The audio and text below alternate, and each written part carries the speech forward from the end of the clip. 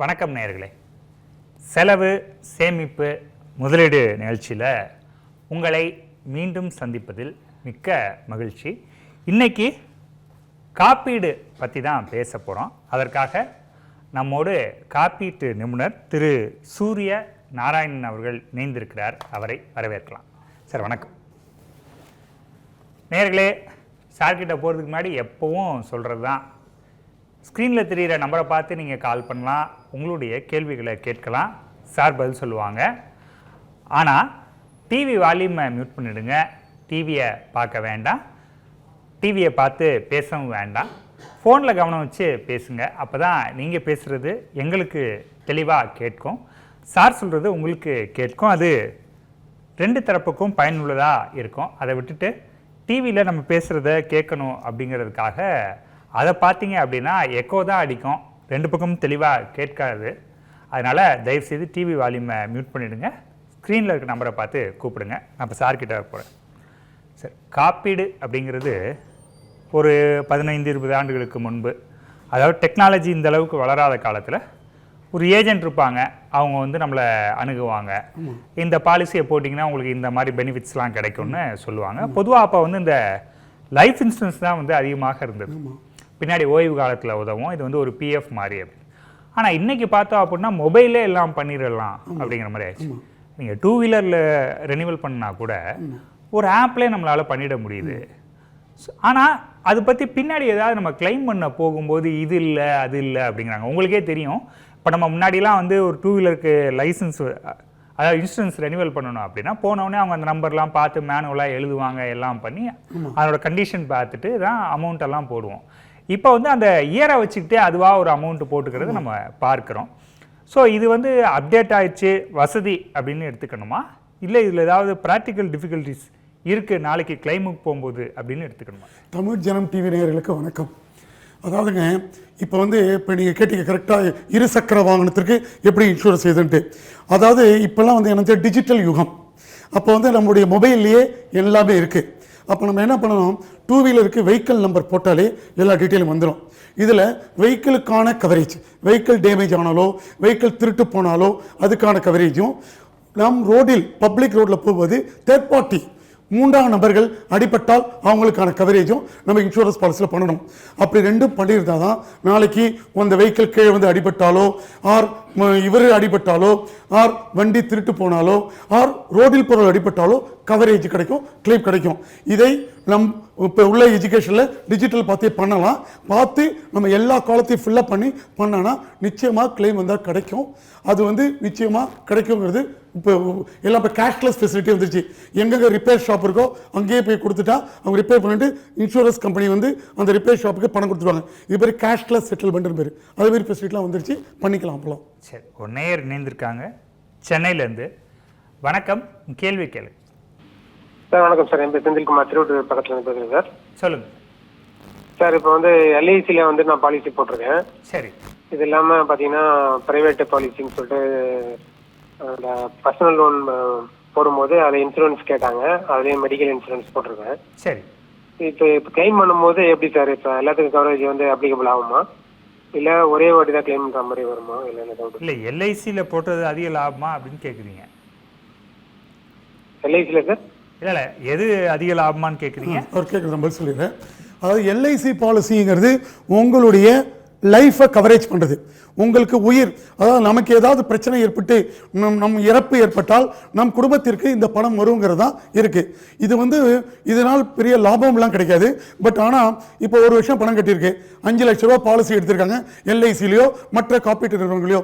அப்படி எடுத்த போது அந்த பணம் அவருக்கு திடீரென்று இறப்பு ஏற்பட்டால் அவருடைய மனைவிக்கும் குடும்பத்தாருக்கும் அந்த பணம் போய் சேரும். ஏனென்றால் நம்ம 5 லட்சம் போய் கட்டியிருக்க மாட்டோம். நம்ம எவ்வளோ கட்டியிருப்போம், ஒரு 30,000 40,000 கட்டியிருப்போம், நம் குடும்பத்திற்கு வரும். அதற்கு நான் என்ன சொல்லணும்னா, நீங்கள் எல்ஐசி பாலிசி எடுக்கிறீர்களோ மற்ற பாலிசி எடுக்கும்போது நமக்கு ஏதாவது உடல்நிலை பாதிப்பு இருந்தால் அதை மென்ஷன் செய்துவிட வேண்டும். எல்லாத்தையும் மென்ஷன் பண்ணி கரெக்டாக ஃபார்ம் ஃபில்அப் பண்ணி கொடுத்தா கிளைமும் 100% கிடைக்கும். இதுதான் என்னுடைய எக்ஸ்பீரியன்ஸ் வைத்து கற்ற பயன். சரி, அதே மாதிரி அவர் இன்னொன்று சொன்னார் சார், நான் லோன் வாங்கினேன், அதுக்கு ஒரு இன்சூரன்ஸ் போட சொன்னாங்க அப்படியே அதை குறிப்பிட்டாரு. அதனால அந்த லோன் முடியும் போது அந்த இன்சூரன்ஸ் முடிஞ்சிடும் இல்லையா? இல்லை லோன் கூடவும் இருக்கலாம். இப்போ சப்போஸ் ஒரு வீடு வாங்குறதுக்கு லோன் வாங்குறாரு வச்சுக்கலாம், 1 கோடி ரூபாய் லோன் வாங்குறாரு வீட்டுக்கு. அவர் இறந்து போயிட்டா அந்த ஹவுசிங் லோன் கொடுத்த யார் வீட்டு கடன் கொடுத்தவங்க அஃபெக்ட் ஆகிடுவாங்க இல்லையா? அதனால அவங்க என்ன பண்ணுறாங்க, 1 கோடி ரூபாய்க்கு இன்சூரன்ஸ் பாலிசி கேட்குறாங்க. சப்போஸ் இறந்து போயிட்டு அதாவது டேர்ம் பாலிசின்னு இருக்குது, அந்த டேர்ம் பாலிசிக்கு ரிட்டர்ன் ஜென்ரலாக வராது. இப்போ உள்ள டேர்ம் பாலிசிலாம் ரிட்டர்ன் வருது இருக்குது. அது மாதிரி ஹவுசிங் லோனுக்கு இது மாதிரி கடன் வாங்குவதற்கு லோன் கொடுக்குறவங்களுக்கு ஜென்ரலாக இறப்பு ஏற்பட்டால் அந்த பணத்தை யார் எங்கே லோன் வாங்கியிருக்குமோ அவங்களுக்கு பணத்தை கொடுத்துட்டு மீதி பணத்தை அந்த குடும்பத்தாருக்கு கொடுத்துருவாங்க. இதுதான் நடைமுறையில் உள்ள இது நடக்குது. ஸோ இது வேற அது வேற. எஸ். சரி, ஒரு நேரம் இருக்காங்க திருப்பூர்லேருந்து பழனிசாமி. வணக்கம். வணக்கம், உங்க கேள்வி கேள்வி. சார் வணக்கம் சார், திருப்பூர்லேருந்து பழனிசாமிங்க சார். சொல்லுங்க. அது சார் இப்போ ஒன்றும் இல்லைங்க, எனக்கு வந்து 69 வயசு ஆகுதுங்க. எனக்கு வந்து பாலிசி எடுக்க முடியுங்களா அப்படிங்கிறது ஒரு இது. என்ன பாலிசி? அதான் இன்சூரன்ஸ், லைஃப் இன்சூரன்ஸ் எடுங்க. 69 வயசு ஆகுது சார், நான் ஏதாவது பாலிசி எடுக்க முடியுமா? கண்டிப்பாக எடுக்க முடியும். 80 வயது வரை கண்டிப்பாக பாலிசி எடுக்கலாம். அது வந்து எல்லா இன்சூரன்ஸ் கம்பெனி கொடுக்கல, சில இன்சூரன்ஸ் கம்பெனிகள் கொடுக்கிறது. அவற்றை நீங்கள் மெடிக்கல் டெஸ்ட் கம்பல்சரியாக இருக்கும். நான் மருத்துவ டெஸ்ட் பண்ணி உங்களுக்கு பாலிசி கொடுப்பாங்க. நீங்கள் அருகில் உள்ள இன்சூரன்ஸ் ஆஃபீஸை தொடர்பு கொண்டால் கண்டிப்பாக கொடுப்பார்கள். நீங்கள் இவ்வளவு வருடம் செய்யாமல் இருந்ததை விட்டு இப்போ நினைச்சிருக்கீங்க, வாழ்த்துக்கள். உடனே பாலிசி எடுத்து விடுங்கள் உங்கள் குடும்பத்தின் நன்மைக்காக. சரி, நன்றி. அடுத்த நேயர் நாமக்கல்லேருந்து சதீஷ்குமார். வணக்கம், கேள்வி கேளு சார். வணக்கம் சார். சொல்லுங்க சார். டிவி வால்யூம் மியூட் பண்ணிடலாம். மியூட் பண்ணிருக்கீங்க சார். சார் கேக்குதுங்களா? சொல்லுங்க. இல்லை சார், இப்போ என்ன கேட்குறேன்னா, இன்சூரன்ஸ் எல்லாருமே எடுக்கிறோம், கவர்மெண்ட்லேயும் ஃப்ரீயாக கொடுக்குறாங்க இல்லைங்களா மருத்துவ காப்பீடு? கவர்மெண்ட்ல ஃப்ரீ ஸ்கீம்ல கொடுத்துருக்காங்க இல்லைங்க மருத்துவ காப்பீடு, அது பெஸ்ட்டுங்களா? சரி, இந்த தனியாரில் நம்ம மருத்துவ காப்பீடு எடுக்கிறோம் இல்லைங்களா? சரி, ஓகே சார். கவர்மெண்ட் மெடிக்ளைம் வந்து மெடிக்கல் இன்சூரன்ஸ் நல்லா இருக்குமா, பிரைவேட்ல எடுக்கிறது நல்லா? அதாவது எல்லா இன்சூரன்ஸ் கம்பெனிகளும் நல்ல பாலிசி தான் கொடுக்குறாங்க.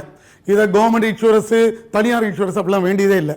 நாம் எடுக்கும்போது நாம் கரெக்டான விவரங்களை கொடுக்க வேண்டும். ஏன்னா இப்போ உள்ள 70% ஏஜென்ட்டுகள் உங்கள்கிட்ட விவரமே கேட்கறதில்ல. உங்களுக்கு என்ன பண்ணியிருப்பீங்க, பிபி இருந்திருக்கும் ஆர் சுகர் இருந்திருக்கும், அதை வந்து சொல்லாமல் கேட்க மாட்டான். அந்த ஏஜென்ட் கேட்காதனால நம்மளும் சொல்லியிருக்க மாட்டோம். அது சொல்லாமல் பாலிசி போட்டு கொடுத்துருப்பாங்க. அப்போ என்ன பண்ணியிருப்பாங்க, சுகர் இல்லை, பிபி இல்லை, எந்த முன் வியாதியும் இல்லை அப்படின்னு கொடுத்துருப்பாங்க. நம்ம ஆஸ்பத்திரியில் போய் அட்மிட் பண்ணும்போது டாக்டர் கேட்பார், ஏன்னா உங்களுக்கு பிபி இருந்திருக்கா? ஆமாங்க, எனக்கு 3 வருஷமா பிபி இருக்கு, 5 வருஷமா பிபி இருக்கு, எனக்கு சுகர் 10 வருஷமா இருக்கு அப்படின்னு நீங்க சொல்லியிருப்பீங்க. அப்ப சொன்னபோது பாலிசியில் இல்லை என்று சொல்லும்போது இதில் இருக்கு சொல்லும்போது நீங்கள் விவரங்களை மறைத்தீர்கள் என்றுதான் காப்பீட்டு நிறுவனம் எடுத்துக்கொள்ளும். ஏஜென்ட்டை ப்ளே பண்ணாது. அப்ப என்ன ஆகும்னா கிளைம்கள் ரிஜெக்ட் செய்ய சான்ஸ் இருக்கு. அதனால் நீங்கள் ஏஜென்ட்டை தொடர்பு கொள்ளும்போது சரியான விவரங்களை கொடுங்கள். அதை பார்த்து அந்த விவரங்களை கொடுத்து கீழே கையெழுத்து கரெக்டாக போடுங்க. அப்படி கொடுத்தால் மெடிக்ளைம் பாலிசியில் 30 நாள் கழிச்சு ப்ரீ எக்ஸிஸ்டிங் கூட கவர் இருக்கு. 1 வருஷம் பழைய டிசீஸ் தான் கூட அடுத்த வருஷத்துல கவரேஜ் இருக்கு. எல்லா டிசீஸ் கவர் பண்ணுவாங்க. காப்பீட்டு நிறுவனங்கள் என்ன எதிர்பார்க்கிறது என்றால் உங்களுடைய விவரங்கள் சரியாக கொடுக்க வேண்டும். அதை நீங்கள் நல்ல ஏஜென்ட்களை பார்த்து ஆர் ப்ரொஃபஷனல்ஸ் பார்த்து கொடுத்து பண்ணுங்க. நிச்சயம் கிளைம் கிடைக்கும், கேஷ்லெஸ் ஃபெசிலிட்டியே கிடைக்கும். நிச்சயமாக சரியான விவரங்கள் கொடுத்தால் அனைத்து இன்சூரன்ஸ் கம்பெனிகளும் கிளைமே கொடுப்பார்கள். சரி, நன்றி அழைத்தமைக்கு. சார், இப்போ நீங்கள் சொன்னதுலேருந்து நான் தொடர்ந்து ஒரு கேள்வி கேட்குறேன். கண்டிப்பாக. ஏன்னா எல்லாருக்கும் இந்த டவுட் இருக்குது. இப்போ நான் வந்து 25 வருஷத்துக்கு முன்னாடி எனக்கு ஒரு ஆப்ரேஷன் பண்ணியிருக்காங்கன்னு வச்சுக்கோம். 10 வயசோ 8 வயசோ அது தொடர்பான விவரங்கள் வந்து என்கிட்ட இல்லை. இப்போ நான் இன்சூரன்ஸ் போடுறேன். அவ்வளோ நாளைக்கு முன்னாடி பண்ண ஒரு ஆப்ரேஷனை பற்றிலாம் பெருசாக சொல்ல வேண்டாம் அப்படின்னு அந்த ஏஜென்ட் சொல்கிறாரு. சரின்னு நான் எடுத்துடுறேன். ஆனால் இப்போ நீங்கள் சொன்ன மாதிரி திடீர்னு ஒரு கவலை வருது, நான் ஒரு கிளைமுக்கு போகும்போது இதை மறைச்சிட்டிங்கன்னு சொல்லுவாங்களே அப்படின்னு சொல்லிட்டு.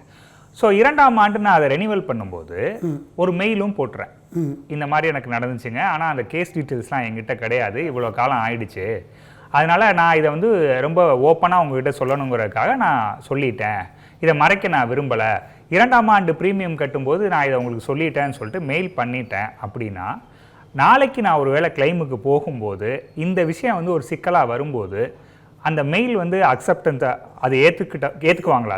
அது இன்சூரன்ஸ் கம்பெனிக்கு அஃபிஷியலாக அனுப்பிச்சு அக்னாலஜ்மெண்ட் வாங்கிட்டீங்களா, நிச்சயமாக அது நல்ல விஷயம். ஏனென்றால் பின்னாடி தான் தெரிஞ்சிருக்கு சொல்லலாம். 2வது 25 வருஷம் இந்திய டிசீஸ்க்கெல்லாம் ஜென்ரலாக ஒரு ஆப்ரேஷன் பண்ணியிருக்காங்கன்னா அதை தொடர்ந்து அதனால் இந்த வியாதி வருங்கிறது ரிமோட் சான்ஸ். அதனால நிச்சயமாக கொடுத்து விடுவார்கள். நாம் கொடுக்கும் போதே எனக்கு ஒரு 20 வருடம் வந்து இது மாதிரி இருந்துச்சு, ஆனால் அதோடைய டிஸ்சார்ஜ் சம்மரி இல்லை அப்படிங்கிறத நம்ம சொல்லிட்டோம்னா இன்சூரன்ஸ் கம்பெனி அதை பேஸ் பண்ணி பாலிசி கொடுத்து விட்டால் இன்சூரன்ஸ் கம்பெனிகள் கிளைம் கொடுப்பார்கள். ஓகே, நீங்க அக்னாலேஜ்மெண்ட் வேணும்னு சொல்றீங்க. ஆமா.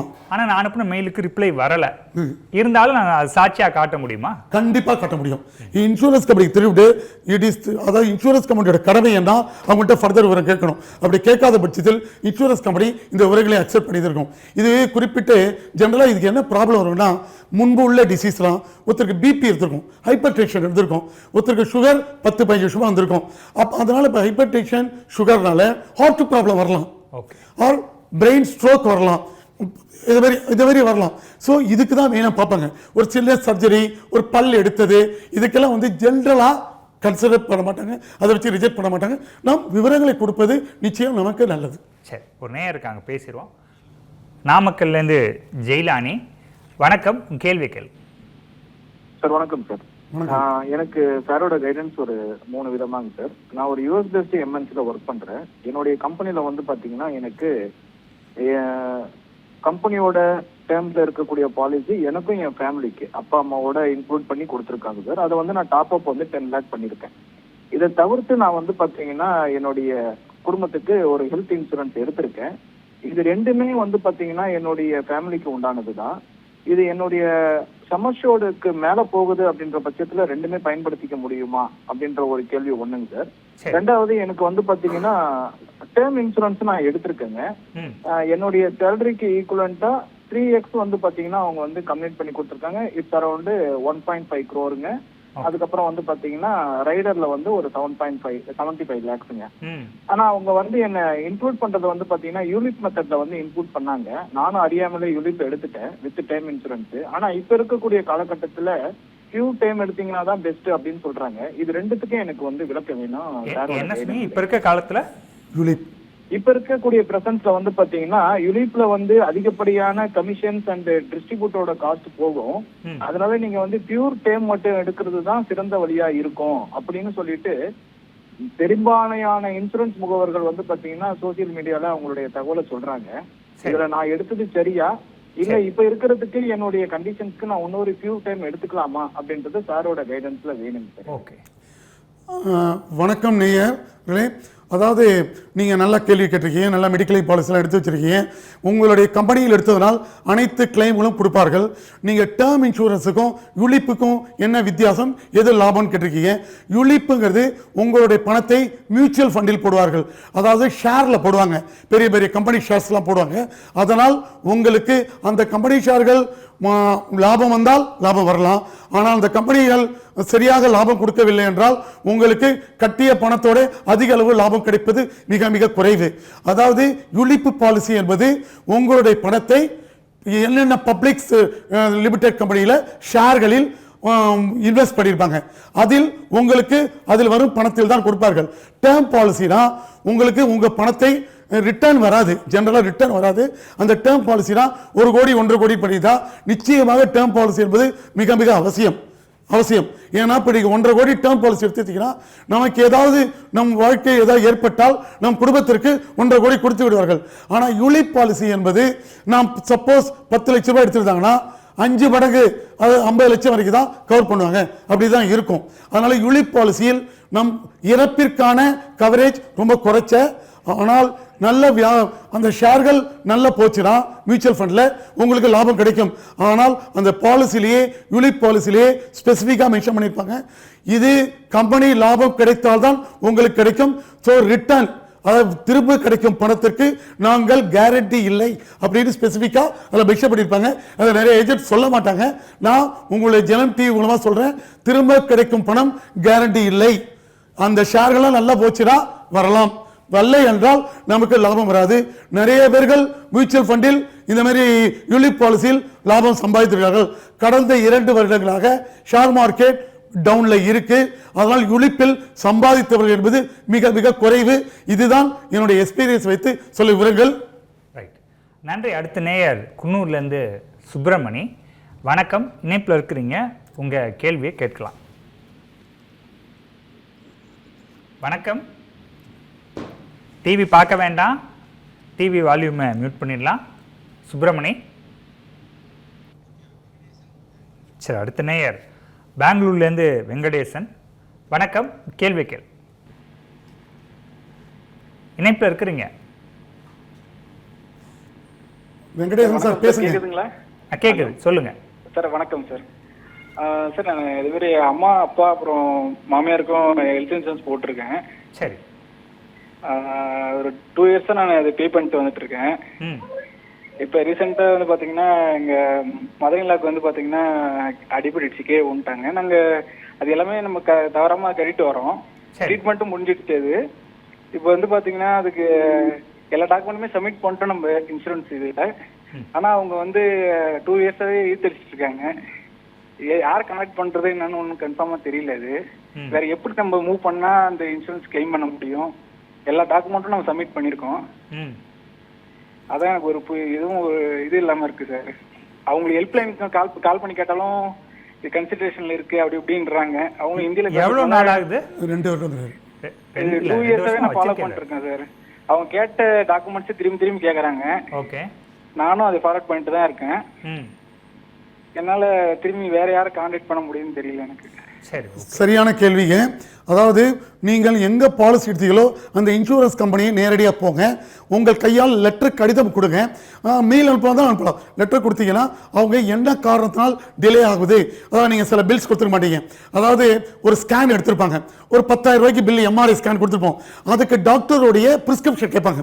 அந்த ப்ரிஸ்கிரிப்ஷன் இல்லாமல் நம்மளே போயிட்டு எடுத்துட்டீங்க, எங்கே அவங்களை டாக்டர் ப்ரிஸ்கிரைப் பண்ணாங்க அந்த பேப்பர் கேட்பாங்க. இதேமாரி ஏதாவது பேப்பர் வேண்டியதால் அந்த மருத்துவரை தொடர்பு கொண்டால் அவர் ப்ரிஸ்கிரிப்ஷன் கொடுப்பார். ஸோ அந்த ப்ரிஸ்கிரிப்ஷனோட ஒரிஜினல் ஸ்கேன் ரிப்போர்ட்டை கொடுக்கணும். நீங்கள் மருத்துவ காப்பீட்டில் நாம் காப்பீட்டு நிறுவனத்திற்கு அனைத்தும் ஒரிஜினலை கொடுக்கணும். அப்படி கொடுத்தீங்கன்னா கொடுத்துருவாங்க. சப்போஸ் இல்லைங்க உங்கள் கிளைம் ரிஜெக்ட் பண்ணதுக்கு என்ன காரணம் கொடுப்பாங்க. அதற்கு நீங்கள் மருத்துவமனைக்கு எடுத்து வந்து இதே மாதிரி சொல்லியிருக்காங்க நீங்கள் சொல்லலாம். அப்படி உங்களுக்கு தெரிந்து இந்த அவங்க வேணும்னே பண்ணியிருக்காங்க அப்படின்னா ஒரு லெட்டர் கொடுக்கணும். அந்த லெட்டர் கொடுத்து 1 மாதத்துக்குள் எந்த பதிலும் வரவில்லை என்றால் இன்சூரன்ஸ் குறை தீர்ப்பாளர் அப்படின்ட்டு சென்னையில் ஃபாத்திமா அக்தர் பில்டிங்னு நந்தனத்தில் இருக்கு. இது நிறைய பேர் தெரியாது. அந்த இதுக்கு வந்து ₹1 கூட செலவு பண்ண வேண்டாம். அந்த இதற்கு ஒரு மெயிலோ ஒரு லெட்டரோ கொடுத்தா அவங்க என்ன பண்ணுவாங்க, உங்க கேஸை எடுத்துட்டு இன்சூரன்ஸ் கம்பெனி கூப்பிட்டு இந்த கம்பெனி இந்த பாலிசிகளை ஏன் கிளைம் கொடுக்கல அப்படின்னு கேட்பாங்க. அப்படி கேட்டு நீங்கள் எந்த செலவும் இல்லாமல் அதை இன்சூரன்ஸ் குறை தீர்ப்பாளர், ஆங்கிலத்தில் இன்சூரன்ஸ் ஆம்பட்ஸ்மேன் இருக்கு, அவங்க பண்ணி கொடுப்பாங்க. அவர் பெங்களூர்னு சொன்னாரு, அவர் இங்க அப்ளை பண்ணலாமா? பெங்களூர்னு சொன்னாரு. ஆமா, பெங்களூர்ல உள்ள இன்சூரன்ஸ் குறை தீர்ப்பாளர் அப்படின்னு நீங்க கூகுள்ல போய் பார்த்தீங்கன்னா இன்சூரன்ஸ் ஆம்பட்ஸ்மேன் இன் பெங்களூர் போட்டீங்கன்னா அதில் உங்களுக்கு அட்ரஸ் கிடைக்கும். அவங்களை தொடர்பு கொண்டீங்கன்னா கண்டிப்பாக உங்களுக்கு இது கிடைக்கும், நிவாரணம் கிடைக்கும். இன்னும் சொல்றோம், திருப்பி ஜனம் டிவி நேயர்களுக்கு சொல்றோம், நீங்கள் பாலிசி எடுக்கும்போது சரியான விவரங்களை கொடுத்திருந்தால் அந்த வியாதி வந்திருந்தால் கண்டிப்பாக உங்களுக்கு கிளைம் கொடுப்பார்கள். சரி, நன்றி. அடுத்த நேயர் புஷ்பா சென்னையிலேருந்து. வணக்கம், கேள்வி கேளு. வணக்கங்க, நான் சென்னையில இருந்து பேசுறேன். சொல்லுங்க. நாங்க 2005ல ஒரு பாலிசி எடுத்தோம். அந்த பாலிசி வந்து அப்போ சம் அஷ்யூர்ட் வந்து 2 lakhs சொன்னாங்க. அதுக்கப்புறம் இத்தனை வருஷம் ஆச்சு, 21 வருஷம் ஆயிடுச்சு. ஆனா சம் அஷ்யூர்ட் இன்க்ரீஸ் பண்ணவே இல்லை. ஆனா பிரீமியம் மட்டும் 40,000 கிட்ட ஆயிடுச்சு. ஓகே, அதாவது சரியான கேள்விங்க. நம் வயது அதிகமாகும் போது நமக்கு வியாதிகள் வருவதற்கான சான்சஸ் அதிகம். அதனால ஏஜ் ஆகும்போது பிரீமியம் அதிகமாகும் என்பது இயல்பு, அது மாற்ற முடியாது. அதோடு இல்லை, சமீபத்தில் கொரோனா வந்ததுனால அனைத்து காப்பீட்டு நிறுவனங்களும் பல ஆயிரம் கோடிகள் கொடுத்ததனால் அவர்கள் பிரீமியத்தை ஏற்றினார்கள் என்பது உண்மை. நீங்கள் என்ன செய்ய வேண்டும், உங்களுடைய வயது அதிகமாகும் போது பிரீமியம் கூட கட்டி தான் ஆக வேண்டும். நீங்கள் என்ன செய்யலாம், இப்போ 2 லட்சத்துக்கு எடுத்திருக்கீங்கன்னா இன்னொரு டாப் அப் பாலிசின்னு இருக்கு. 10 லட்சம் ரூபாய்க்கு எடுத்துக்கொண்டால் 2 லட்சத்துக்கு மேலே வரும் 8 லட்சத்திற்கும் நீங்கள் கிளைம் பண்ண முடியும். அதனால் அருகில் உள்ள காப்பீட்டு நிறுவனத்தில் உங்களுக்கான டாப் அப் பாலிசி எடுத்துக்கலாம். டாப் அப் பாலிசி எடுத்துக்கிட்டீங்கன்னா அதுக்கான பிரீமியத்தை கட்டினால் அந்த டாப் அப் பாலிசிக்கான பிரீமியம் அதிகமாக இருக்காது. ஏனென்றால் இப்போ நீங்கள் சாதாரணமாக 10 லட்சத்துக்கு பாலிசி எடுப்பதும் 2 லட்சத்திலிருந்து 10 லட்சத்துக்கு எடுக்கிற டாப் அப் பாலிசி எடுத்தாலும் அதில் ஒரு 10ல் 1 பங்கு தான் இருக்கும். அப்படி எடுத்தீங்கன்னா உங்களுக்கு 10 லட்சம் வரைக்கும் கவர் இருக்கும், கிளைம் பண்ணிக்கலாம். நீங்கள் கேட்ட கேள்விக்கு இதுதான் என்னுடைய பதில். சரி, நன்றி அழைத்தமைக்கு. சார், இப்போ மெடிக்கலை பொறுத்த வரைக்கும் 5 லட்சத்துக்கு எடுக்கலாம், 10 லட்சத்துக்கு எடுக்கலாம் அப்படின்னு ஒவ்வொரு நம்பர் இருக்குது. அதில் ரொம்ப முக்கியமாக வந்து இப்போ ஒரு கப்பல் கல்யாணம் பண்ணிக்கிறாங்க, கல்யாணம் பண்ணோடனே பாலிசி எடுங்க அப்படின்னு சொல்கிறாங்க. ஆனால் அதில் முக்கியமான விஷயம் என்ன அப்படின்னா, அந்த குழந்தை பிறக்கிறது வந்து குறிப்பிட்ட ஆண்டுகளுக்கு கவர் ஆகாதுன்னு. சரியான கேள்வி. அப்போ எனக்கு ஒரு அதுவும் வேணும் அப்படின்னா அந்த மாதிரி ஆப்ஷன்ஸோட பாலிசி இருக்கு. சரியான கேள்வி கேட்டீங்க. கண்டிப்பாக மெட்டர்னிட்டி கவரேஜ், மகப்பேறு கவரேஜ், மகப்பேறுக்கான ட்ரீட்மெண்ட்டுக்கு உண்டு. எல்லா மெடிக்கல் பாலிசிலையும் கிடையாது. மகப்பேறு மருத்துவத்திற்கு என்று அடிஷனலாக ப்ரீமியம் கட்டிடலாம், அதற்கான பாலிசியை தேர்ந்தெடுக்கலாம். இப்போ வந்து நீங்கள் சொன்ன மாதிரி ஆரம்பத்தில் சொன்ன மாதிரி டெக்னாலஜி வந்துருச்சு. நீங்கள் மொபைலில் போட்டு எந்த பாலிசியில் மகப்பேறு கவர் பண்ண முடியும் அப்படின்னு நம்ம பார்த்து ரிசர்ச் பண்ணி எடுத்து அதற்கான பாலிசி எடுத்தது பத்தாது. நீங்கள் எடுத்தோன்னே அதில் மகப்பேறு கவரேஜ் ஆயிருக்கா அப்படின்னு நம்ம பார்க்கணும். ஏன்னா சில பேர் என்ன பண்ணுவாங்க, மகப்பேறு கவரேஜ் இருக்குன்னு சொல்லிட்டு விட்டுருவாங்க. ஆமாம், அதை நம்ம பார்த்து மெட்டர்னிட்டி கவரேஜ் இருக்கா அப்படிங்கிறத பார்த்து பண்ணிக்கணும். ஏன் இதை நான் சொல்றேன்னா, உங்களிடம் வந்த பாலிசியை நீங்கள் உங்கள் பேர் கரெக்டா இருக்கா, உங்க டேட் ஆஃப் பர்த் கரெக்டா இருக்கா, நீங்க கேட்ட கவரேஜ் கரெக்டா இருக்கா அப்படிங்கிறத பார்க்கலாம். ஏனென்றால் உங்களுக்கு வந்து ஃப்ரீ லுக்கிங் பீரியட் அப்படின்னு ஒரு பாலிசியில் இருக்கு. உங்களுக்கு அந்த பாலிசியில் நீங்கள் கேட்டவை இல்லை என்றால் 15 நாள் வந்த தேதியிலிருந்து 15 நாளுக்குள்ள நீங்க அந்த பாலிசியை ரிட்டர்ன் பண்ணலாம். உங்களுக்கு பணத்தை ரிட்டர்ன் கொடுத்துருவாங்க இன்சூரன்ஸ் கம்பெனி. அந்த ப்ரொவிஷன் இருக்கு. அதாவது உங்களுக்கு 15 நாள் வரை உங்களுக்கு போஸ்ட்ல வந்திருக்கு வச்சுக்கலாம். இன்னைக்கு 1ஆம் தேதி வந்திருக்கு, நீங்க 15ஆம் தேதி வரைக்கும் அந்த பாலிசியை பிடித்து உங்களுக்கு சில பிடிக்கல அதை இது பண்ணுனா நீங்க அந்த பாலிசியை அந்த காப்பீட்டு ரிட்டர்ன் பண்ணீங்கன்னா உங்களுக்கான பணத்தை திருப்பி கொடுத்து விடுவார்கள். பாலிசி ஹோல்டர்ஸுக்கான ரைட்ஸ்ல இருக்கு, பாலிசி ஹோல்டருக்கான உரிமைகள்ல நிறைய இருக்கு. நம்முடைய இந்திய காப்பீட்டு நிறுவனங்களுக்கு IRDA ஒன்று இருக்கு. IRDA காப்பீட்டு அதாவது பாலிசிதாரர்களுக்கான பலவித உரிமைகள் இருக்கு. அந்த உரிமையை நான் தமிழ் ஜனம் டிவி நேயர்களுக்காக சொல்றேன். நீங்க அதை படித்து நீங்க உங்கள் பயன் பெற முடியும். அதே மாதிரி ஒரு காப்பீட்டு நிறுவனம் நீங்க சரியா கொடுத்து எல்லா பேப்பரும் கொடுத்து பணத்தை கிளைமை கொடுக்கவில்லை என்றால் நீங்கள் எல்லா பேப்பரும் கொடுத்ததிலிருந்து 15 நாள் வரைக்கும் பார்த்துட்டு அதுக்கப்புறம் ஒரு 3 மாசம் 6 மாசம் ஆச்சுன்னா உங்களுக்கு 10% வட்டியோட உங்களோட கிளைம் அமௌண்ட் கொடுக்கணும், இழப்பீடு கொடுக்கணும்னு சட்டம் இருக்கு. அதை கொடுக்கலாம், நீங்க பெறுவதற்கும் உங்களுக்கு உரிமை உள்ளது. சரி சார், இதில் எனக்கு ஒரு டவுட் இருக்கு. அதுக்கு முன்னாடி ஒரு நேர் இருக்காங்க, பேசிடுவோம். மணிகண்டன் கோவையிலேருந்து. வணக்கம், கேள்வி கேள் சார். வணக்கம், கோயம்புத்தூர்லேருந்து பேசுகிறேன் சார். சொல்லுங்க. நான் வந்து BSNL ரிட்டையர்ட் எம்ப்ளாயி. எங்களுக்கு வந்து ஏற்கனவே BSNL மெடிக்கல் கார்டு வச்சிருக்கேன். இப்போ உடம்பு முடியல ஒரு 3 லட்சம் ரூபா செலவாகுதுனாக்கா இதுல வந்து ஒரு 2 லட்சம் தான் கிளைம் ஆகுது. நான் பிரைவேட்டா ஒரு பாலிசி மெடிக்கல் பாலிசி வச்சிருந்து மீதி 1 லட்சம் அதுல கிளைம் பண்றதுக்கு வாய்ப்பு இருக்குமா இருக்காதா? இதான் கேள்வி. கட் பண்ணிக்கிறேன். கண்டிப்பா வாய்ப்பு இருக்குங்க. நீங்க 2 பாலிசி இருக்குன்னு சொல்லியிருக்கீங்க. அந்த பாலிசியில் கொடுத்து விட்டு அதை இப்போ 2 லட்சத்துக்கு ஒரிஜினல் டிஸ்சார்ஜ் சம்மரி எல்லாத்தையும் அந்த நம்முடைய எல்லாத்தையுமே அந்த கம்பெனியில் கொடுத்து விட்டு நீங்கள் காப்பியில் ஒரிஜினல் சப்மிட் எழுதி கையெழுத்து போட்டு கொடுப்பாங்க அந்த காப்பீட்டு நிறுவனத்தில். அதை வைத்து டாப் அப் பாலிசியில் நீங்கள் பேலன்ஸ் உள்ள பாலிசியில் கிளைம் பண்ணலாம், உங்களுக்கு கிளைம் கிடைக்கும். ஓகே, நன்றி. சுந்தரராமன் திருப்பத்தூர்லேருந்து. வணக்கம், உங்கள் கேள்வி கேளு சார். இப்போ இந்த அமிர்த பால் இருக்குல்ல சார். என்னதுங்க? ஹலோ, சொல்லுங்க. அமிர்த பால் LIC பாலிசி இப்போ புதுசாக வந்திருக்குல்ல சார். இல்லை, தெளிவா இல்லை. இல்லை, குழந்தைகளுக்கு அமிர்த பால். ஓகே, குழந்தைகளுக்கு அமிர்த பால் LIC பாலிசி எடுக்கிறோம்ல சார், அதில் நாமினேஷன் எத்தனை பேருக்கு சார் கொடுக்கலாம்? குழந்தைங்களுக்கான அமிர்த் பால். ஓகே, அதுல நாமினேஷன் எத்தனை பேர் போடலாம்னு கேக்குறாரு. இதுல நாமினேஷன் 2 பேர் கூட போடலாம். சப்போஸ் குழந்தையோட அப்பா அம்மா 50% 50%, இல்ல குழந்தையோட அப்பாக்கு 75% 25% அப்படி போடுவாங்க. ஜெனரலா உங்கள் குழந்தைகளுக்கு எடுக்கும் பாலிசியில் உங்களுடைய மெயின் டீடைல் இருக்கும்.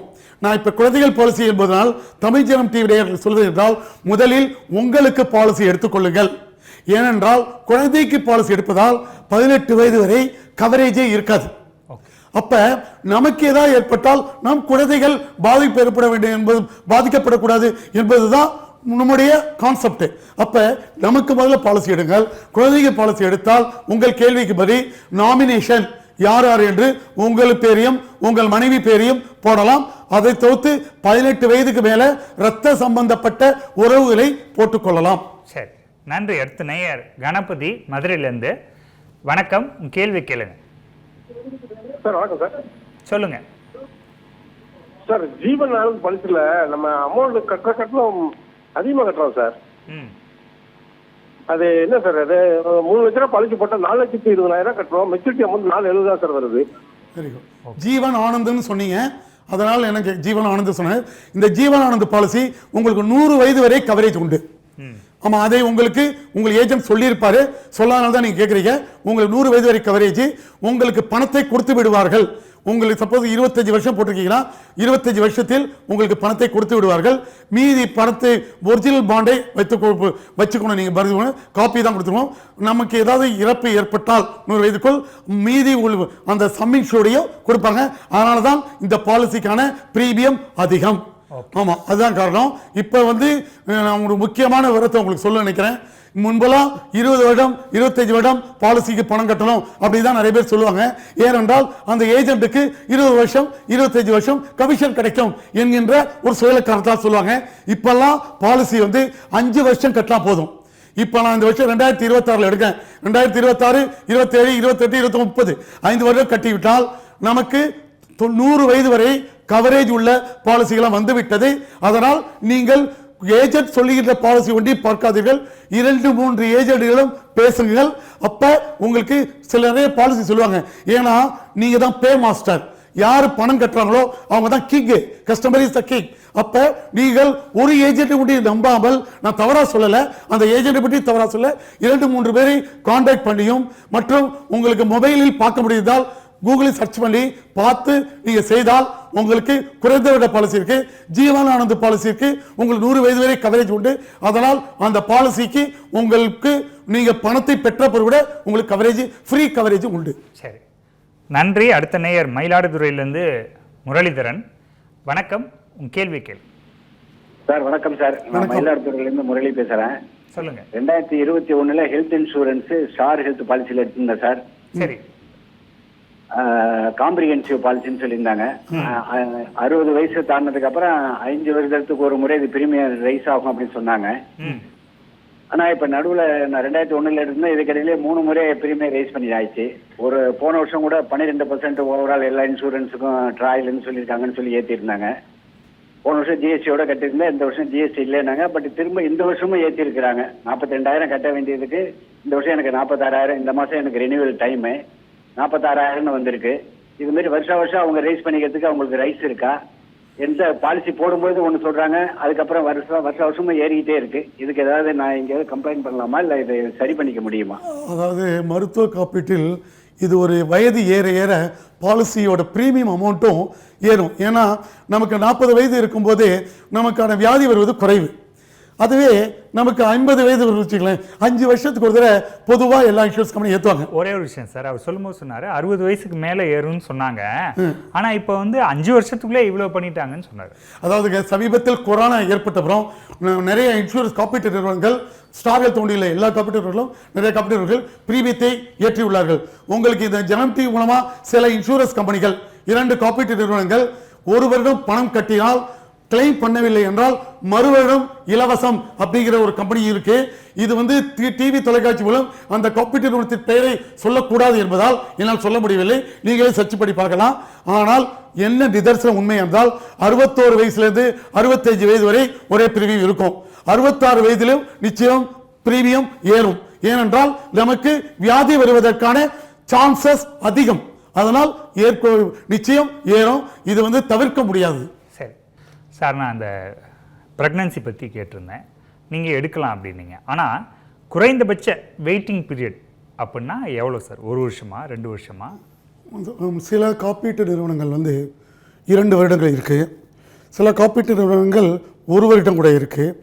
இதுவே குரூப் மெடிக்ளைம் பாலிசிம்பாங்க, கம்பெனிஸ் எடுப்பாங்க. அப்போ ஃப்ரம் டே 1லேருந்தே இருக்குது. ஓகே, ஆமாம். அதேமாரி இப்போ குரூப் மெடிக்ளைம் பாலிசி எடுக்கிறாங்க இல்லையா, கம்பெனிகள் நிறுவனங்கள் தன்னுடைய ஊழியருடைய மனைவி, ஊழியருடைய அப்பா அம்மா, அவங்களுக்கெல்லாம் டே 1 கவரேஜ், ப்ரீ எக்ஸிஸ்டிங் டிசீஸ், முன்பு உள்ள டிசீஸ் கவர். இப்போ குரூப்பாக எடுக்கும்போது நிறைய பெனிஃபிட்ஸ் இருக்குது. அந்த குரூப் பெட்டரிட்டி எல்லாமே கவரேஜ் இருக்குது. அப்புறம் குழந்தை பிறந்ததுலேருந்து அந்த குழந்தைக்கு சேர்த்து ஆட்டோமேட்டிக்காக கவரேஜ் பண்ணி அந்த ஃபஸ்ட்டு 60 டேஸ்க்கு ஆட்டோமேட்டிக்காக எக்ஸிஸ்டிங் பாலிசியில் கவர் ஆகும். அப்புறம் குழந்தைக்கு ஆட் பண்ணிக்கலாம். ஸோ இது ஒவ்வொரு நிறுவனங்களும் டிஃப்ரெண்ட் பாலிசி மகப்பேறு மருத்துவத்திற்கு உள்ளது. ஆனால் பொதுவாக நார்மலாக உள்ள பாலிசிகள் கடந்த 40லேருந்து 50 வருடங்களாக உள்ளது மருத்துவ மகப்பேருக்கு இல்லை. இப்போதான் சமீப காலமாக காப்பீட்டு நிறுவனங்கள் காம்படிஷனால ஒரு ஆட் ஆன் கவரேஜ் கொடுக்கணுங்கிறதுக்காக மருத்துவ காப்பீட்டுக்கு கொண்டு வந்து மகப்பேறு காப்பீட்டு கொண்டு வந்திருக்கு. அந்த ஆட் ஆன் பார்த்தீங்கன்னா இப்போ கணவனுக்கும் மனைவிக்கும் மட்டும் பாலிசி எடுத்தால் 20,000 ரூபாயோ 21,000 ரூபாயோ வந்து 40 வயதுக்குள்ளே இருக்கவங்களுக்கு அந்த மாதிரி வருது. அதே சமயம் மகப்பேறு சேர்க்கும்போது 42,000 வரைக்கும் கேட்குறாங்க, 42, 43 வரைக்கும். அப்போ இங்கேருந்து அப்படியே டபுள் ஆகுறதுக்கு என்ன காரணம் சார்? அதாவது சார் இது இப்போ நீங்கள் கரெக்டான டாபிக் கொடுத்துருக்கீங்க, செலவு சேமிப்புலாம் கொடுத்துருக்கீங்க. இந்த மெடிக்ளைமில் வந்து சேமிப்பு தான், செலவு கிடையாது அது. ஏன்னா இப்போ நான் இருக்கேன்னு வச்சுங்களேன், ஒரு 5 வருஷம் வரைக்கும் நான் பணம் கட்டுறேன், 10,000 கட்டுறேன், 50,000 தான் கட்டுறேன். ஆனால் 5 வருடம் வரை நாம் மருத்துவமனைக்கே செல்ல மாட்டோம், எனக்கு கேரண்டி இருக்கா? இப்போல்லாம் மருத்துவமனைக்கு போனால் ஒரு இதுன்னு சொன்னால் நான் மருத்துவமனைக்கு இது பண்ணல, 30,000 40,000 வாங்கிடுறாங்க. ஏன்னா இப்போ புது டிசீஸ்லாம் வருது, வாங்கிடுறாங்க. ஸோ இது மருத்துவ காப்பீட்டு செலவுங்கிறது சேமிப்புங்கிறத நீங்கள் தீர்க்கதரிசியாக உங்கள் ஜனம் டிவி சொல்லிருக்கிறது வாழ்த்துக்கள், அதுக்கு சொல்லியிருக்கீங்க. நீங்கள் கேட்ட கேள்விக்கு இப்போ வரேன். இது வந்து மெட்டர்னிட்டி வந்து 21 வயசுக்கு அப்புறம் தான் சான்சஸ் ஆர் மோர். அப்படி இருக்கும்போது அப்போ எப்படியும் 3 வருடத்துக்குள்ள அவங்களுக்கு மகப்பேறு வரும். அப்ப மருத்துவமனைக்கு சென்றால் 30,000 40,000 கொடுவாங்க. இந்த விதத்தில் என்ன சொல்றேன், அதற்கும் ஒரு சீலிங் வச்சிருக்காங்க. 25,000 ரூபாய் சீலிங்க்கு இவ்வளோ பிரீமியம் கட்ட வேண்டும், 50,000 சீலிங்க்கு இவ்வளோ கட்ட வேண்டும் அப்படிங்கிறது வச்சிருக்காங்க. இது வந்து டபுள் ஆகுதுங்கிறது, ஏன்னா கிளைம் கண்டிப்பாக பண்ண போறாங்க. ஏன்னா மகப்பேறு என்பது டிசீஸே கிடையாது. ஏன்னா மெடிக்ளைம் பாலிசி கவரேஜ் வந்து வியாதிகளுக்கும் விபத்துக்கும் சேர்ந்தது தான். ஆனால் மகப்பேறு என்பது விபத்தோ வியாதியோ கிடையாது. இது வந்து ஒரு சிஸ்டத்தில் வர்றது. அப்போ வந்து அது ஆட் ஆன் கவரேஜ். அப்படி இருக்கும்போது ஏஜ் ஆகும்போது அப்போ ப்ரீமியம் கூட வரும் என்பது இயல்பானது. ஓகே, இல்லை அது கூட வரலாம், அப்படியே டபுளாக இருக்கு. ஆமாங்க, டபுள் ஆகுங்க. ஏனென்றால் நிச்சயமா நீங்க சொல்ற வயதுல அவங்களுக்கு மகப்பேறு வருவதற்கு அதிக ஆப்பர்ச்சுனிட்டி அதிகம். அப்ப அதிக சான்ஸ் இருக்கும்போது காப்பீடுலாம் எப்படின்னா, எந்த வியாதியோ எந்த இது இழப்போ அதிகம் ஏற்படும் போது அவற்றிற்கு பணம் அதிகம் கட்ட வேண்டும் என்பது உண்மை. சரி, இப்போ மகப்பேறு ஒரு பக்கம் இருக்கட்டும், இன்னொன்று நீங்கள் சொன்னீங்க இது வந்து சேமிப்பு தான் அப்படின்னு சொல்லி. நானாக இருந்தாலும் சரி, நீங்களாக இருந்தாலும் சரி, யாராக இருந்தாலும் எனக்கு வியாதி வரணும்னு யாரும் நினைக்க மாட்டாங்க, எதிர்பார்க்கவும் மாட்டாங்க. எத்தனை வருஷம் ஆனாலும் வியாதி வரக்கூடாது, எனக்கும் சரி என் குடும்பத்துக்கும் சரி. ஆனால் ஒரு சேஃபர் சைடுக்கு தான் இன்சூரன்ஸை வந்து எடுத்து வைக்கிறாங்க. ஆனால் பல பாலிசியில் பார்த்தோம் அப்படின்னா ஒவ்வொன்றுக்கும் வெயிட்டிங் பீரியட் வந்து 3 வருஷம் 4 வருஷம் மினிமம் 2 வருஷம். ஒரு முக்கியமான அடிக்கடி வரக்கூடிய அதிகம் பேருக்கு வரக்கூடிய வியாதிகளுக்கு மினிமம் 2 வருஷம் வந்து அவங்க வச்சிடுறாங்க. சம்மந்தமே இல்லாமல் ரேராக இருக்க டிசீஸுக்கு தான் வந்து கம்மியான வெயிட்டிங் பீரியட் இருக்குது, மற்ற எல்லாத்துக்கும் அதிகமான வெயிட்டிங் பீரியட் தான் இருக்குது. அப்போ இது ஒரு வகையில் வந்து முடிஞ்சவரை வந்து நான் உங்ககிட்டேருந்து வாங்கிக்கிறேன் அப்படிங்கிற மாதிரி அதை அப்படி தானே பார்க்க வேண்டியிருக்கு. அதாவது நீங்கள் வந்து ரொம்ப திறமையாக மருத்துவ காப்பீட்டில் என்ன கவரேஜ்னு என்ன கேட்டீங்க இன்டெரக்டாக. இப்போ வந்து மருத்துவ காப்பீட்டில் கவரேஜஸ் வந்து எல்லா கவரேஜும் போட்டு எக்ஸ்க்ளூஷன்ஸும் கொடுப்போம். எதுகள் 2 வருடங்கள் cataract operation, hernia operation, hydrocele operation, sinus operation, nervous disorder, இவைகள்லாம் எப்போ வேணாலும் வரும். இப்போ நான் கேட்ராக்ட் எனக்கு வந்திருக்கு, நான் இப்போ வந்துருச்சுன்னு தெரிஞ்சதும் டாக்டர்கிட்ட போகிறேன். நீ எப்போங்க ஆப்ரேஷன் பண்ணணும்னு டாக்டர்கிட்ட கேட்குறேன். நீ ஒரு 6 மாதம் கழிச்சு பண்ணிக்கிட்டு, அப்போ நான் பாலிசி எடுத்துகிட்டு போயிட்டு 6 மாதம் கழிச்சு போனால் அந்த காப்பீட்டு நஷ்டம் ஏற்படுமா ஏற்படாதான்? புரியுதுங்களா? அதனால தான் வெயிட்டிங் பீரியட் வைக்கிறாங்க. நீங்கள் 10,000 பேர்கிட்ட வாங்கிட்டு 100 பேருக்கு தானே கொடுக்குறீங்க. இல்லை இப்போ இப்போ கேட்ராக்ட்னா நிச்சயம் கேட்ராக்ட் உள்ளவங்க எல்லாரும் தான் பாலிசி எடுப்பாங்க. இப்போ எனக்கே ஒரு கேட்ராக்ட் வந்திருக்கு அப்படின்னு தெரிஞ்சுன்னு வச்சுக்கலாம், நான் என்ன பண்ணுவேன், எப்போ என் மெடிக்ளைம் இல்லை பணம் இல்லை, மெடிக்ளைம் பாலிசி இருக்காங்க இல்லை, சரி நீ மெடிக்ளைம் பாலிசி போட்டு கொண்டு வாங்கன்னா 2 வருடம் வரைக்கும் கேட்ராக்டுக்கு வெயிட் பண்ண முடியாது. 6 மாதம் 8 மாதத்தில் பண்ணணும். அப்போ என்ன பண்ணுவாங்க, நீங்கள் இந்த எக்ஸ்க்ளூஷன் கொடுக்கலன்னா உடனே போய் மெடிக்ளைம் பாலிசி எடுத்துட்டு 6 மாதத்தில் கிளைம் பண்ணுவாங்க. இதே மாதிரி அனைவரும் கிளைம் செய்தால் காப்பீட்டு நிறுவனங்கள் நஷ்டமாயிடும். இதுதான் யதார்த்த உண்மை. சரி, இதுவே குரூப் மெடிக்ளைம்ல டே 1லேருந்து கவரேஜ் உண்டு. அதே மாதிரி இப்போ மூட்டு மாற்று அறுவை சிகிச்சை இருக்கு, அதுக்கு 4 வருஷம் வெயிட்டிங் பீரியட் இருக்கு. ஏன்னா அதான் தேய்மானம் ஓகே. இப்போ கேட்ராக்ட்ங்கிறது ரொம்ப நாள் கொஞ்ச நாள் வந்திருக்கும், அதுக்கு கொஞ்சம் டிலே பண்ணுவாங்கிறதால, கஸ்டமர் டிலே பண்ணுவாங்கிறதால காப்பீட்டு நிறுவனங்களும் 2 வருடங்கள் வெயிட்டிங் பீரியட் வச்சிருக்காங்க. அதான் ரீசன். ஓகே, ஒரு நேரம் இருக்காங்க, பேசுவோம். சென்னையிலேருந்து வைத்தியநாதன். வணக்கம், கேள்வி கேள். ஹலோ, சொல்லுங்க சார். என்னோட சன்னு பேர்ல பாலிசி இருக்கு. என்னங்க? Group policy. அதில் எல்லா அமௌண்ட் எலிஜிபிள் உண்டா? Okay, group policy. குரூப் பாலிசியில் சன்னோட இருக்கு. சரி, சன்னோட இருக்கு, எல்லா அமௌண்ட் எலிஜிபிள், கிளைம் பண்ணதே கிடையாது. இல்லை, நீங்கள் டிவி வால்யூமை மியூட் பண்ணுங்க, அப்பதான் நீங்கள் பேசுறதே கேட்கும். அதான் குரூப் பாலிசியில் எலிஜிபிள் வந்து ஃபுல்லாக கிளைம் பண்ணதே இல்லை. ஃபுல் அமௌண்ட் கேட்ராக்ட் எல்லாம் என்ன அமௌண்ட் எல்லாம் எப்படி தெரியும்? சரி, எத்தனை வருஷமா? 20 வருஷமா இருக்கு. சரி, 20 வருஷமா இருக்கு. ஓகே. அது எவ்வளோ அமௌண்ட் கிளைம் பண்ணது இல்லை, ஏன்னா எலிஜிபிள் டேர்ம்ஸ் அண்ட் கண்டிஷன்லாம் எது பார்த்தா தெரியும்? சரியான கேள்வி அவர் கேட்டிருக்காரு. குரூப் பாலிசி எடுத்திருக்கோம், எவ்வளோ கவரேஜ் எவ்வளோ கிளைம் அப்படி இருக்கு. உங்களுடைய HR அவங்க தான் ஜென்ரலாக எடுப்பாங்க. ஹியூமன் HR மேனேஜர் வந்து பாலிசி எடுப்பாங்க. நீங்கள் அவரை தொடர்பு கொண்டு அவரிடம் பாலிசி காப்பி ஒன்று வாங்கிடா கண்டிப்பாக கொடுப்பாங்க. அதில் கேட்ராக்ட்னா கூட நான் வந்து 5 லட்சம் பாலிசி எடுத்திருப்பேன், கேட்ராக்டுக்கு 5 லட்சம் கொடுக்க மாட்டாங்க. ஏன்னா இப்போ நவீன யுகத்தில் புது லென்ஸ்லாம் வந்துருச்சு. அந்த இம்போர்ட்டட் லென்ஸ்லாம் 1 lakh 2 lakhsலாம் வந்துருச்சு. நீங்கள் காப்பீட்டு ஜென்ரலாக குரூப் இன்சூரன்ஸில் கேட்ராக்ட் அதுக்கெல்லாம் 50,000 அதிகபட்சம் 1 lakh கொடுத்துப்பாங்க. அது வரைக்கும் தான் அவங்க கொடுப்பாங்க அந்த கவரேஜுக்கு. ஏன்னா நார்மலாக ஒரு கேட்ராக்ட் ஆப்ரேஷன் பண்ணதாக இருந்தால் 30,000 40,000 50,000 ஆகும். புரியுதுங்களா? 1 லட்சம் வாங்குறாங்கன்னா பெரிய பெரிய காஸ்ட்லி லென்ஸை கல்லில் ஃபிக்ஸ் பண்ணுவாங்க. அந்த மாதிரி இருக்கும். நீங்கள் இந்த கேள்விக்கு உங்களோட HR மேனேஜரை கான்டாக்ட் பண்ணீங்கன்னா அவர் கொடுப்பார், நிச்சயம் அந்த பாலிசி கொடுப்பார். அது அவர் கொடுக்க வேண்டிய கடமை வரும். ஓகே, நன்றி அழைத்தமைக்கு. சார், இப்போ மெடிக்ளைம் நான் எடுக்கிறேன் பாலிசி அப்படின்னா குறைஞ்சபட்சம் எவ்வளோக்கு எடுக்கலாம்? நீங்கள் 10 லட்சம் கூட எடுக்கலாம். ஓகே. ஆனால் என்னை பொறுத்தவரை நீங்கள் இப்போ காப்பீட்டு நிபுணரை கூப்பிட்டீங்க, அதனால் நான் நிபுணத்துவத்தில் உள்ளதனால என்ன சொல்கிறேன், ஒரு 5 லட்சம் வரைக்கும் நார்மல் காப்பீடு பாலிசி வச்சுட்டு மீதிக்கு 5 லட்சத்துக்கு மேல் கிளைம் வருவதுங்கிறது ரேரஸ்ட் அமாங் ரேர். வருவதற்கு ரொம்ப சான்ஸே இல்லை. ஏன்னா என்ன பண்ணுவாங்க, ஜென்ரலாக 60,000 70,000 தான் கிளைம் வருங்கிறது. இதுவரை காப்பீட்டு கிளைமில் சர்வே எடுத்தபடி அதிகபட்சம் 70,000 1 lakh வரும். 7 லட்சம் 6 லட்சம் வரதுலாம் ரொம்ப குறைச்ச. அதனால் 5 லட்சம் வரைக்கும் காப்பீட்டை குடும்பத்திற்கு ஃப்ளோட்டர் பாலிசியில் எடுத்துக்கணும். இப்போ ஒருவர், அவருடைய மனைவி, அவருடைய 2 குழந்தைகள், 4 பேருக்கும் 5 லட்சம் ரூபாய் காப்பீட்டு பாலிசி ஃப்ளோட்டர் பாலிசி எடுத்துக்கிட்டா யார் வேணாலும் 5 லட்சம் கிளைம் பண்ணலாம். 4 பேரும் சேர்ந்து ஒரு வருடத்திற்கு 5 லட்சம் கிளைம் பண்ணலாம். இப்போ ரெஸ்டரேஷன் ஆஃப் சம் இன்சூரன்ஸ் ஒன்று வந்திருக்கு, எல்லா இன்சூரன்ஸ் கம்பெனி கொடுக்குறாங்க. நீங்கள் 5 லட்சம் கிளைம் பண்ணாலும் திருப்பி 5 லட்சத்தை கிளைம் பண்ணலாம்லாம் வந்திருக்கு நிறைய நிறுவனத்தில். அதை நம்ம பாலிசி தான் பார்க்கணும். 90% பண்ணுறாங்க.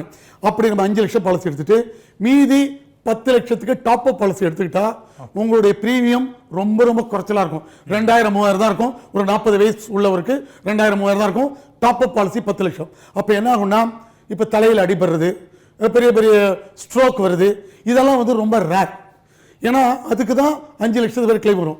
இப்போ ஹார்ட் ப்ராப்ளம் வந்தாங்கன்னா 3 லட்சம் 4 லட்சத்துக்குள்ள முடிஞ்சு போயிடும். 2 லட்சத்துல நாமலாம் வரும்.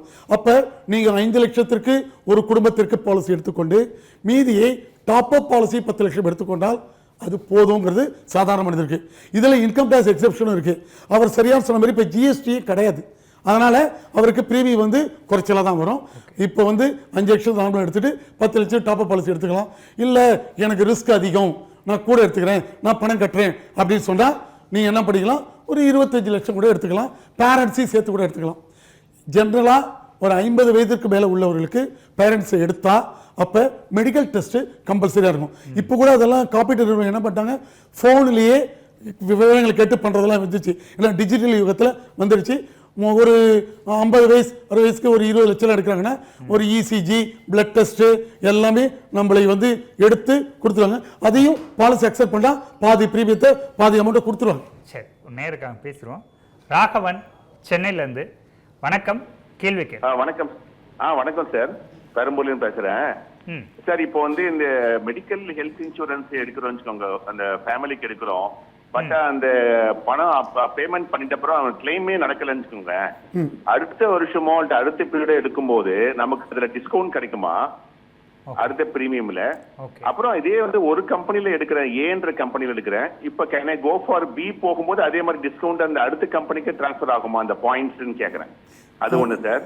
ரெண்டாவது வந்து நார்மலா நம்ம கன்சல்டேஷன் ஃபீஸ்லாம் இருக்கு இல்லையா, டாக்டர் கன்சல்டேட் நார்மலா போயிட்டு உடம்பு சரியாம அந்த கன்சல்டேஷன் ஃபீஸுக்கு அதுக்கெல்லாம் வேற மெடிக்கல் இன்சூரன்ஸ்ல ஏதாவது வேற மாதிரி பாலிசி மாதிரி ஸ்கீம்ஸ் எல்லாம் வந்திருக்கா? வேற சரியான கேள்வி அவர் கேட்டிருக்காரு. நீங்கள் கேட்டதுக்கு நன்றி. முதல்ல என்ன கேட்டிருக்கீங்க, முதல்ல கிளைம் பாலிசி எடுத்து கிளைம் பண்ணலைன்னா நிச்சயமாக நோ கிளைம் போனஸ் கிடைக்கும். அதோட இல்லை, கியூமுலேட்டிவ் போனஸ். இப்போ ஒருத்தர் வந்து 5 லட்சம் ரூபாய் பாலிசி எடுத்திருக்கார், இந்த வருடம் கிளைம் பண்ணலை, 5% அடுத்த வருஷம் ஆட் ஆகும். ஸோ 5,25,000 ரூபாய் கிளைம் பண்ணலாம். கியூமுலேட்டிவ் போனஸ் 5% இன்க்ரீஸ் ஆகும். அதேமாதிரி 50% வரைக்கும் 10 வருஷம் கிளைம் பண்ணலைன்னா நமக்கு என்ன ஆகும்னா 5 லட்சம் ப்ளஸ் 2.5 லட்சம் 7.5 லட்சம் வரைக்கும் கிளைம் பண்ண முடியும் அப்படிங்கிறது தான் இருக்குது முதல் கேள்வி. இரண்டாவது, அடுத்த இன்சூரன்ஸ் கம்பெனிக்கு மாறினால் நிச்சயமாக நீங்கள் அந்த பாலிசி காப்பியை கொடுத்து புது பாலிசியில் அந்த பாலிசி நம்பரை மென்ஷன் பண்ணி கேட்கணும். நீங்கள் ஏஜென்ட்டை நிறைய பேர் பண்ண மாட்டேங்கிறாங்க. அதாவது இதுக்கு வந்து போர்ட்டபிலிட்டின்னு பேர். இப்போ நான் ஒரு ஏ இன்சூரன்ஸ் கம்பெனியில் எடுத்திருக்கேன், நான் 1 வருஷம் முடிச்சிருக்கேன். நான் பி இன்சூரன்ஸ் கம்பெனி போகும்போது ஏ இன்சூரன்ஸ் கம்பெனியில் உள்ள பாலிசியை பி கம்பெனி மாற்றும்போது 1 இயருக்கான கவரேஜ். ஏன்னா நீங்கள் கேட்டீங்களே கரெக்டாக வெயிட்டிங் பீரியட் கேட்குறாங்களே, அப்போ ஏலேருந்து பிக்கு மாறும்போது 1 வருஷம் ஆச்சுன்னா 1 வருஷம் வெயிட்டிங் பீரியட் உள்ள பாலிசிக்கு கவரேஜ் வரும். அந்த மாதிரி போர்ட்டபிலிட்டி பேர், அதேமாரி மாற்றிக்கொள்ளலாம், அப்போ கிடைக்கும் உண்டு. ஸோ இந்த இதுக்கு அப்புறம் இன்னொரு கேள்வி ஓபிடிக்கு உண்டான இப்பொழுது நிறைய மருத்துவ காப்பீட்டு நிறுவனங்கள் ஓபிடிக்கு கவரேஜ் இருக்கு. அதாவது ஜெனரலா மருத்துவ காப்பீடு என்றால் மருத்துவமனையில் அட்மிட் செய்து 24 மணி நேரம் அட்மிட் செய்து அதற்கான பிளட் டெஸ்ட், இசிஜி எல்லா டெஸ்டும் அந்த மருத்துவமனையில் கொடுத்தால் கவரேஜ் உண்டு இருக்கு. இன்பேஷண்ட் இருக்கு. இப்ப அவுட் பேஷண்ட் ஓபிடியும் கவரேஜ் உள்ள பாலிசிகள் உள்ளது. அதை நீங்கள் கூகுள் சர்ச் பண்ணி ஓபிடி கவரேஜ் இன்சூரன்ஸ் அப்படின்னு நீங்க சர்ச் பண்ணீங்கன்னா நிச்சயம் கிடைக்கும். நாம் இதை வந்து கம்பெனிகள் பெயர்களை சொல்லக்கூடாது என்கிற காரணத்தால் நான் கம்பெனி பெயர்கள் சொல்லவில்லை. நிறைய கம்பெனிகள் ஓபிடி கவரேஜும் அவுட் பேஷண்ட்ல blood test, ECG, doctor fees கவரேஜும் உண்டு இருக்கிறது. ஓகே, நன்றி. அடுத்த நேயர் மதுரையிலிருந்து ரத்னவேல். வணக்கம், உங்க கேள்வியை கேளு. வணக்கம் சார். வணக்கம் சார். சொல்லுங்க சார். நான் வந்து கவர்மெண்ட்ல இருந்து ரிட்டையர்ட் ஆன ஆளு. கவர்மெண்ட் பாலிசி எனக்கு கொடுத்துருக்காங்க. சரி. மாசத்துக்கு 644 ரூபா கட்டுறேன். 5 வருஷத்துக்கு தான். 5 வருஷத்துக்கு 5 லட்சம். இப்ப எனக்கு 68 வயசு ஆச்சு.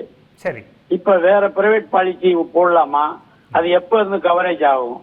சரி. அதாவதுங்க, நீங்க வந்து உங்க பாலிசி வச்சிருக்கீங்க, அதுல கிளைம் பண்ணலாம். பிரைவேட்டாவும் பாலிசி போடலாம். பாலிசி போட்டு 30 நாள் வெயிட்டிங் பீரியட் இருக்கு. திரும்பவும் சொல்கிறேன், நீங்கள் பாலிசி போடும்போது நீங்கள் கொடுக்க விவரங்களில் உங்களுக்கு என்ன வியாதி இருக்கு என்பதை மென்ஷன் பண்ணி கொடுத்தால் ப்ரீ எக்ஸிஸ்டிங் டிசீஸும் கவரேஜ் உள்ள பாலிசிகள் அனைத்து காப்பீட்டு நிறுவனங்களும் கொடுக்கிறது. என்ன பிரச்சனை வருதுன்னா அதை மென்ஷன் பண்றத கஸ்டமர் சொல்றதில்லை, ஆர் கஸ்டமர் சொன்னாலும் அந்த ஏஜென்ட்டுகள் அதை மென்ஷன் பண்றதில்லை. அதுதான் பிராக்டிகல் ப்ராப்ளம். நிறைய கிளைம் ரிஜெக்டுக்கு காரணமே இதுதான். ஓகே. ஆனால் நீங்கள் பாலிசி உங்கள் கேள்விப்படி 68 வயதிலும் பாலிசி எடுக்கலாம். நிறைய நிறுவனங்கள் பாலிசி கொடுப்பதற்கு காத்து கொண்டிருக்கின்றன. ஓகே, நன்றி அழைத்தமைக்கு. சார், இப்போ நம்ம பார்க்குறோம், இப்போ நான் ஒரு பாலிசி எடுக்கிறேன்னா நீங்கள் இந்தந்த ஹாஸ்பிட்டலுக்கெலாம் போனால் ஃப்ரீயாகவே நீங்கள் ட்ரீட்மெண்ட் எடுத்துக்கலாம், நாங்கள் டைஅப்பில் இருக்கோன்னு அவங்க சொல்கிறாங்க. இப்போ நீங்கள் கூட குறிப்பிட்டீங்க கேஷ்லெஸ் அப்படின்னு சொல்லிட்டு. ஸோ அந்த மாதிரி போகிறது நல்லா இருக்குமா, இல்லை அவசரத்துக்கு பக்கத்தில் இருக்கிற ஒரு மருத்துவமனைக்கு, இல்லை அங்கே தான் அந்த மருத்துவர் அவைலபிள் இருக்கிறார் இங்கே இல்லை, அப்படி சில வசதிகள் குறைபாடெல்லாம் இருக்குது, அந்த ஹாஸ்பிட்டல் போனால் தான் கிடைக்கும், ஆனால் அங்கே அந்த இன்சூரன்ஸ் டைஅப் இல்லை, நான் செலவு பண்ணிவிட்டு பில்லு கொடுத்து நாளைக்கு வாங்கிக்கலாம் அப்படிங்கிறது சரியாக இருக்கும்? அதாவது நீங்கள் நல்ல கேள்வி. இப்போ வந்து மெடிக்ளைம் பாலிசியில் குறைந்தது சென்னை, பாம்பே, டெல்லி மெட்ரோ சிட்டிஸுக்கு குறைந்தது 15 பெட்டு உள்ள மருத்துவமனையில் சேர்த்தால்தான் கிளைம் கிடைக்கும். ஓகே. அதர் தென் மெட்ரோ சிட்டிஸ்க்கு 10 இது இருக்கணும், ஒரு ஆதரைஸ்டு டாக்டர் இருக்கணும், ஆதரைஸ்டு நர்ஸ் இருக்கணும், ஒரு ஆப்ரேஷன் தியேட்டர், இதெல்லாம் இருந்தால் தான் மெடிக்ளைம் பாலிசியில். நீங்கள் சொன்ன முதல் படி கேஷ்லெஸ் ஃபெசிலிட்டி, அதுக்கு இந்த மருத்துவமனைகளை எம்பேனல் பண்ணியிருப்பாங்க இன்சூரன்ஸ் கம்பெனிகள். ஸோ அதில் பிரச்சனை இல்லை. மற்ற மருத்துவமனைகள் நீங்கள் செல்லலாம். பில்களை கொடுத்து வாங்கிக் கொள்ளலாம். ஆனால் அந்த மருத்துவமனையில் குறைந்தது 15 பெட்டுகள் இருக்க வேண்டும். அது வந்து ரிஜிஸ்டர்ட் ஹாஸ்பிட்டலாக இருக்க வேண்டும். அதில் நர்ஸுகள் எல்லாம் அந்த குறிப்பிட்டபடி இருந்தால் அதை நீங்கள் பில்களை நீங்க டிஸ்சார்ஜ் ஆனதிலிருந்து 15 நாளுக்குள்ள நீங்க அந்த காப்பீட்டு நிறுவனத்திலோ அந்த இதுக்குள்ள நீங்க சப்மிட் பண்ணிக்கலாம். அப்பதான் கிடைக்கும். நீங்க 1 மாசம் 2 மாசம் சப்மிட் பண்ணா கிளைமை ரிஜெக்ட் பண்ணுவதற்கு சான்ஸ் இருக்கு. 15 நாட்களுக்குள் நீங்கள் உங்களுடைய அனைத்து பில்களையும் சப்மிட் செய்தால் உங்களுக்கு கிளைம் கொடுப்பதற்கான சான்ஸ்கள் அதிகம். இந்த கேஷ்லெஸ் போகும்போது எனக்கு சிகிச்சை ஆரம்பிக்கிறதுக்கு லேட் ஆகுமா?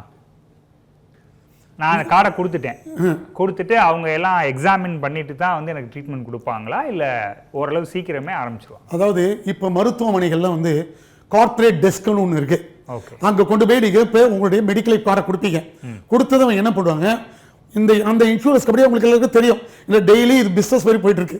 அதனால என்ன பண்ணுவாங்க, அந்த டாக்டர் அவங்க என்ன பண்ணுவாங்க, அந்த இன்சூரன்ஸ் கம்பெனியில் ஹேட் அட்மினிஸ்ட்ரேஷன் இருக்காங்க. இப்போ டிபிஏ தேர்ட் பார்ட்டி அட்மினிஸ்ட்ரேட்டர்ஸ் வந்துட்டாங்க. அவங்க வந்து அவங்களுக்கு அந்த ஹாஸ்பிட்டல் நிர்வாகம் உடனே அனுப்பணும். அங்கே டிலே பண்ணால் உங்களுக்கு டிலே ஆகும். நம்ம அங்கே போய் கார்ப்பரேட் டெஸ்கில் அனுப்பிச்சிட்டீங்களா போய் கேட்கணும். ஏன்னா அது போய் கேட்டாதான் அந்த ஏன்னா எல்லாருமே ஃபாஸ்ட்டாக பண்ணணும்னு சொல்ல முடியாது. சில பேர் சும்மா பெண்டிங் போட்டுருவாங்க. அதை உடனே அனுப்பிச்சதும் உடனே அவங்க என்ன கேட்பாங்க, டாக்டரோட ஒரு ப்ரிஸ்கிரிப்ஷன் கேட்பாங்க. எவ்வளோ வருஷமா அந்த டிசீஸ் இருக்கு கேட்பாங்க. இதே மாதிரி என்ன டிசீஸ், எவ்வளோ எஸ்டிமேட் ஆகும் இவ்வளோ ட்ரீட்மெண்ட்டுக்கு எப்படின்னா அவங்க கேள்வி கேட்பாங்க. இவருக்கு 1 வருஷம் தான் பாலிசி எடுத்திருக்கு, இவருக்கு எவ்வளோ வருஷம் டிசீஸ் இருக்கு, 5 வருடம் இருக்குன்னு போட்டுட்டா கேஷ்லெஸ் கொடுக்கவே மாட்டான். ஓகே, முதல்ல காலி ஆகிடும், வராது, கிளைம் வராது.